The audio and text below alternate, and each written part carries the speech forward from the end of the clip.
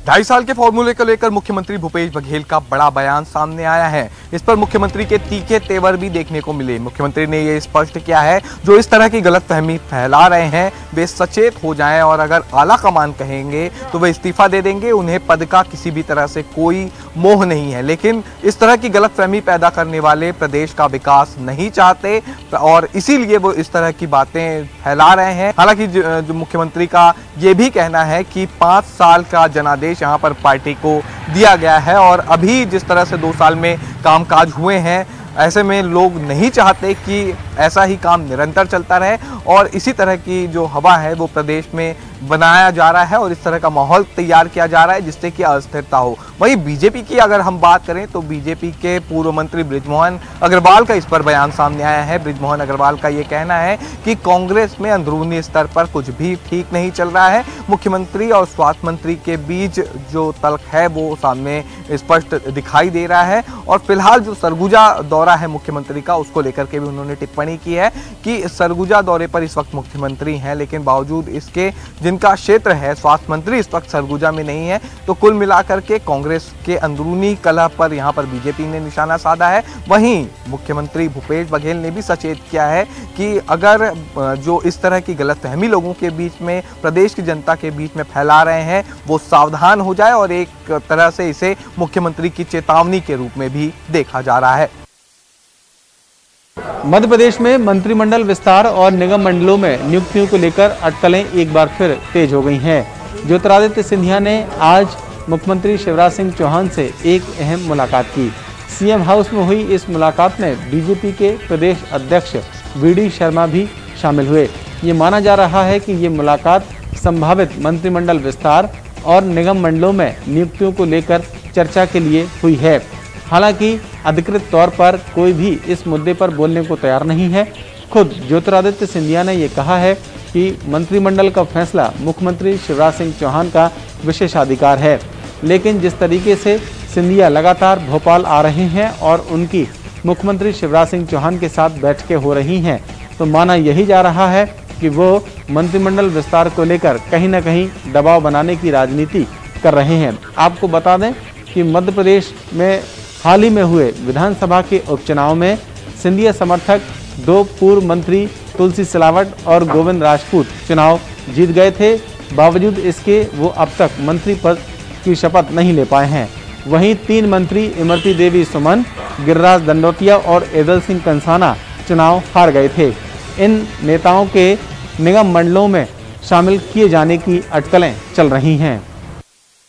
पश्चिम बंगाल में भारतीय जनता पार्टी के काफिले पर हुए हमले को लेकर गृह मंत्री नरोत्तम मिश्रा ने इंदिरा भादुड़ी से उनके निवास पर जाकर मुलाकात की। इंदिरा भादुड़ी से बंगाल के लोगों से शांति बनाए रखने की अपील को लेकर मुलाकात की।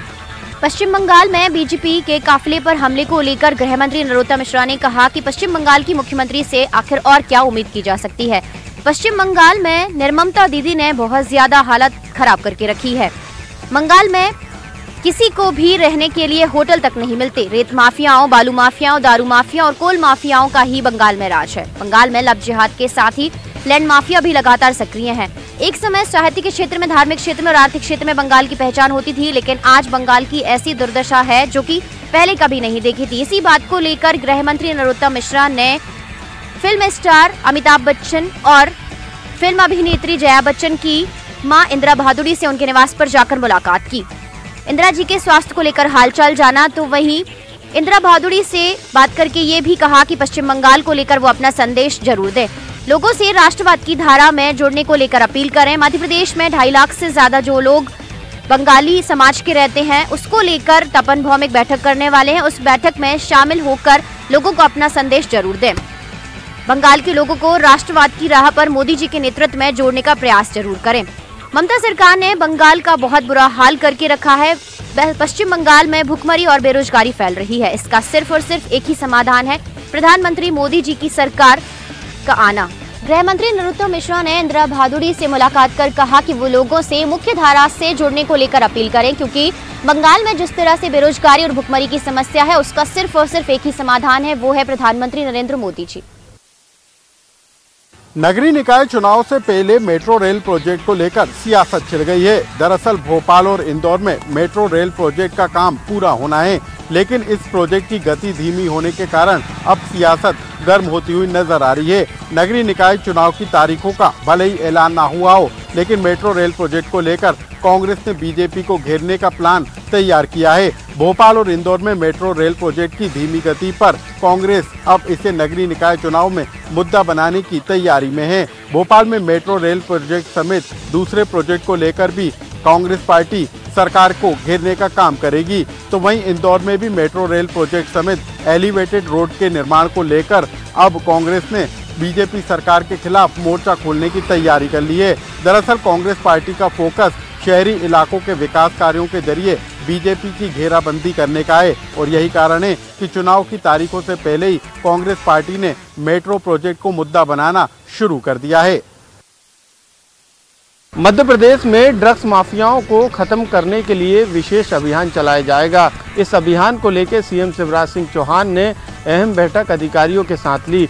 बैठक के दौरान उन्होंने अधिकारियों को निर्देश दिए हैं कि ड्रग्स माफियाओं को जड़ से खत्म करना होगा। इसके अलावा उन्होंने ये भी कहा है कि ड्रग्स के जाल में फंसे बच्चों के प्रति सहानुभूति रखना होगी। इसके अलावा उन्होंने विशेष अभियान को लेकर तमाम दिशा निर्देश भी जारी किए। सीएम शिवराज सिंह चौहान ने कहा कि जिस तरीके से मध्य प्रदेश में मामले सामने आ रहे हैं उसको लेकर ये अभियान चलाना जरूरी है। यही कारण है कि राजधानी भोपाल में भी ड्रग्स माफियाओं के खिलाफ पुलिस ने शिकंजा कस दिया है। तमाम थाना स्तर पर टीम बनाई गई है जो कि लगातार कार्रवाई कर रही है। इसके अलावा विशेष अभियान के तहत सीएम शिवराज सिंह चौहान ने मध्य प्रदेश में संचालित होने वाले हुक्का लाउंज को बंद करने के निर्देश भी दिए हैं।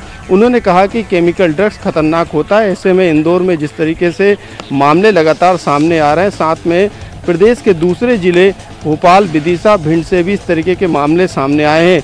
15 से 22 दिसंबर तक नशा विरोधी अभियान चलाया जाएगा। उन्होंने ये भी अधिकारियों को बताया कि ड्रग्स माफियाओं की चपेट में मध्य प्रदेश के 15 जिले आए हैं, जिसको लेकर भारत सरकार के नारकोटिक्स कंट्रोल ब्यूरो ने सूची भी सौंपी है। मध्य प्रदेश में ड्रग्स को लेकर काफ़ी मामले सामने आए हैं।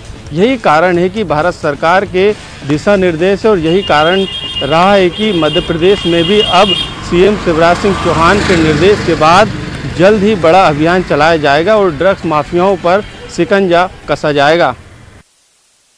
मुंबई के बाद मिनी मुंबई में भी अब ड्रग कनेक्शन उजागर हो गया है। इंदौर की विजयनगर पुलिस ने 9 ड्रग तस्करों को गिरफ्तार किया है। पुलिस ने आरोपियों के कब्जे से लाखों रुपए का अवैध मादक पदार्थ MD जब्त किया है।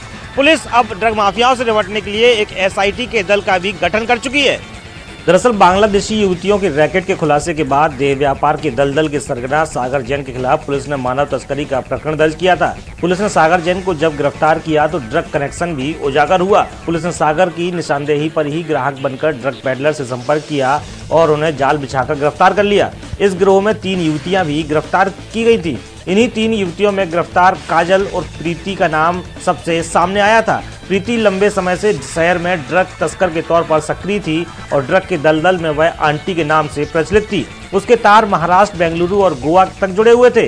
वह जिम, पार्लर, क्लब आदि में ड्रग सप्लाई करती थी। खास बात यह है कि महिला जहां रहती थी उसके 200 मीटर दूर ही नारकोटिक्स का दफ्तर था, फिर भी उन्हें ड्रग कनेक्शन की भनक तक नहीं लगी। हालांकि अब शहर भर के कई नामों को पुलिस ने चिन्हित किया है जो ड्रग सप्लाई से जुड़े हैं और इनसे निपटने के लिए एक SIT का गठन कर दिया गया है, जिसका नेतृत्व ASP राजेश रघुवंशी करेंगे। उसके अलावा TI, CSP समेत कई उपनिरीक्षक और महिला उपनिरीक्षक शामिल हैं। बहरहाल अब देखना होगा कि ड्रग तस्करी से जुड़े कितने लोग पुलिस की पकड़ से बच जाते हैं और कितने पुलिस की गिरफ्त में आते हैं, क्योंकि जानकारी है कि शहर लंबे समय से अवैध मादक पदार्थों का अड्डा रहा है और इसमें कई रसूखदार भी शामिल रहे हैं।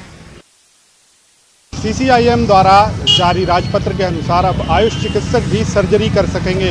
इस राजपत्र के जारी होने के बाद ही एलोपैथिक चिकित्सक इनके विरोध में आ गए हैं। आयुष चिकित्सकों का कहना है कि उन्हें भी 3 साल की डिग्री और 2.5 साल के पोस्ट ग्रेजुएशन के बाद सर्जरी करने की अनुमति मिलती है। यह पहले से ही परंपरा चली आ रही है।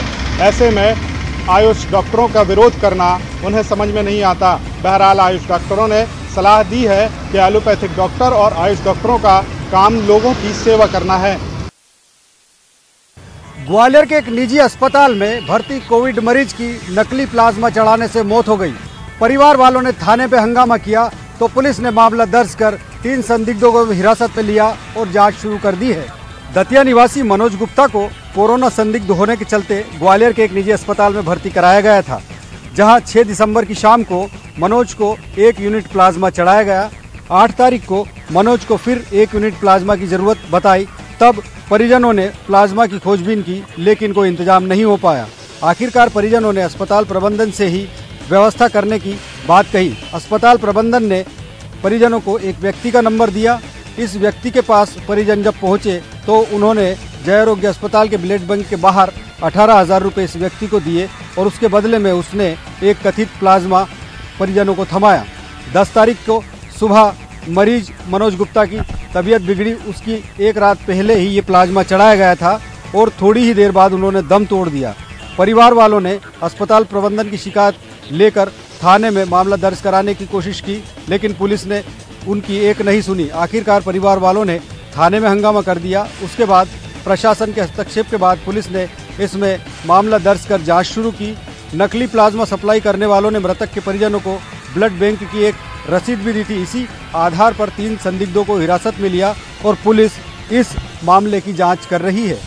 नकली प्लाज्मा के इस मामले की पुलिस अगर सही से जांच करेगी तो हो सकता है कि प्लाज्मा बेचने के नाम पर ठगी करने वाले एक बड़े गिरोह का खुलासा हो सकता है।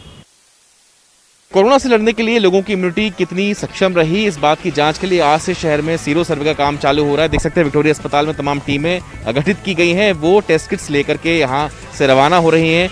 10,000 सैंपल कलेक्शन का जो लक्ष्य है वो यहाँ पर रखा गया है और इन सैंपल्स के कलेक्शन के लिए बाकायदा जो किट डिस्ट्रीब्यूट की गई है, स्वास्थ्य महकमे की तमाम टीमें जो है अलग अलग दल के रूप में यहाँ से रवाना हो रही हैं। 10 दिन के अंदर में सैंपल कलेक्शन का काम होगा और उसके बाद मेडिकल अस्पताल के माइक्रोबायोलॉजी लैब में इसकी टेस्टिंग की जाएगी और ये जांचा जाएगा कि आखिर कितने लोगों में हार्ड इम्यूनिटी रही है और कितने लोग कोरोना से लड़ने में सक्षम पाए गए हैं। तो बेशक एक बेहद जरूरी सर्वे कोरोना के लिहाज से किया जा रहा है। हार्ड इम्यूनिटी की जांच इस सीरो सर्वे के माध्यम से जो है वो की जा रही है। देश भर में वैसे कहने को ये अभियान शुरू हो रहा है, लेकिन जबलपुर में आज से इसका काम चालू हुआ है। जो टीम गठित हुई है वो बाकायदा अपने ग्रुप्स में सैंपल्स कलेक्शन किट्स के साथ आज विक्टोरिया यानी जिला अस्पताल से रवाना होकर शहर के अलग अलग क्षेत्रों में जाएंगे और 10,000 जो सैंपल हैं उसका कलेक्शन यहाँ पर किया जाएगा। मध्य प्रदेश में पहली बार हुई मावठे की बारिश से जहां किसानों के चेहरे खिल गए, तो वहीं आम आदमियों के हेल्दी सीजन का इंतजार भी खत्म हो गया। मावठे की बारिश से तापमान में गिरावट आई है और इससे ठंड का एहसास होने लगा है। मध्य प्रदेश में बादल छाने के साथ ही आज सुबह से बारिश शुरू हो गई। सबसे पहले झाबुआ में बारिश हुई और इसके बाद भोपाल, इंदौर समेत प्रदेश के 20 से ज़्यादा जिलों में बारिश हुई। राज्य के अलीराजपुर और रतलाम के इलाकों में सबसे ज़्यादा पानी गिरा। मौसम विभाग के मुताबिक एक पश्चिमी विक्षोभ सक्रिय हो रहा है, जिससे आगामी 3 दिन तक मावठा गिरने की संभावना है। इसके बाद तापमान में गिरावट से ठंड का असर बढ़ेगा। आज से पारा गिरने से सर्दी अपना असर दिखाने लगेगी। अभी तक अलीराजपुर, रतलाम, उज्जैन, मंदसौर, शाजापुर, झाबुआ, राजगढ़, गुना, धार, देवास, भोपाल, इंदौर, रायसेन, टीकमगढ़ और सागर में बारिश हुई है। आमतौर पर दिसंबर के महीने में कड़ाके की ठंड पड़ने लगती थी, लेकिन इस बार 11 दिन बीत जाने के बाद भी ठंड का एहसास नहीं हो रहा है। मौसम वैज्ञानिकों के मुताबिक अभी कड़ाके की ठंड के लिए 1 हफ्ते का इंतजार और करना पड़ेगा।